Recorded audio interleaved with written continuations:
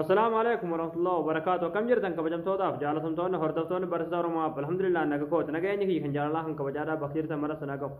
إذا دعوتوتن كيا برون سرا خن كيسة تونا نسمبر سيسو حالا باسورد فيسبوك كان سنجال أبا ديوكن كناكت سارا دعتن salvamatti argachuu dandeessan simbarsiisa. Paaspoortii feesbuuk keessanii qofaa osoo hin taane paaspoortii gosa baay'ee jechuudha. Paaspoortii googilii keessanii kan tiwutariidha, kan instagraamaa, paaspoortii gosa baay'ee paaspoortii gargaraadha jechuudha. Paaspoortii fedhee waa ta'u paaspoortii dagattan tokko jechuudha. Haala salphumatti mobaayiluma keessan irraa argachuu dandeessan simbarsiisa. Egaa daawwattoota kiyya gama barumsaatiin darbuun duratti warroonni yuutuub chanaala keenya faarawwataa ta'an baga nagaa dhuftan jechaa yuutuub chanaala keenya sabskiraayib godhachuun dagatinaadha. Yeroo sabskiraayibii gootan barumsi asirratti dabarsan guyyaan nama dura akka simbira ga'uuf mallattoo notifikashinii san kilikii keetti turan achi booda ol ka jettu irratti gochuun dagatinaadha. Akkasuma barumsaan garraadhaa isin darbee yuutuub chanaala keenya jala seenuudhaaf viidiyoo baay'eetu jira barumsa baay'eetu jira barachuu dandeessanii barumsa keenya yoo isinitti tole viidiyoo keenya laayik gootanii hojjebeessuun dagatinaadha. Egaa gamanumaan gama barumsaan dabarsa hanga xumura viidiyoo keetti nafaana turaan hordofaa isiniin jira.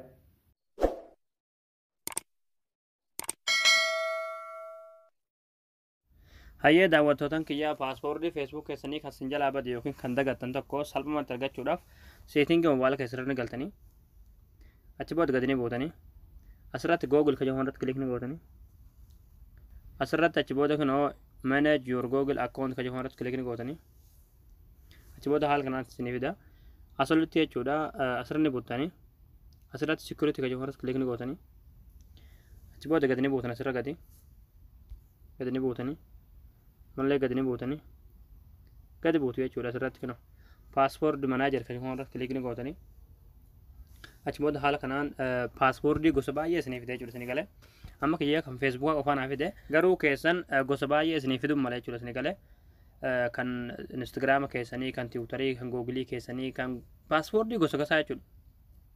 Okay haala kamiin kan feesbuukaa kana baafanna yoo jettan jechuudha feesbuukaa irratti kilikni gootanii achi booda haala kanaan paatarnii ramzii jawwaala keessanii isin gaafata haala kanaan ni bantu.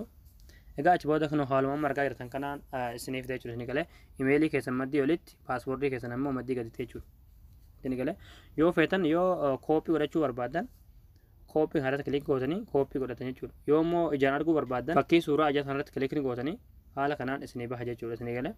Egaa daawwattootaan kiyyaa haala kanaan paaspoortii garagaraadhaa kan isin jalaa bade salphumatti argachuu dandeessan. Egaa daawwattootaan kiyyaa isin eegala jeetan abdii qabaa barumsa keenya kanarraadhaa asirratti raawwataa barumsa dabalataa argachuudhaaf chaanaala keenya faara yoo taatan sabskiraayib gootanii maatii keenya ta'uun dagatinaadha. Akkasuma barumsa keenya yoo isinitti tolee isin gammachiise viidiyoo keenya laayik gootanii jajjabeessuun dagatinaadha. Barumsa birootiin akka walitti deebinutti waan hordoftaniif galatooma.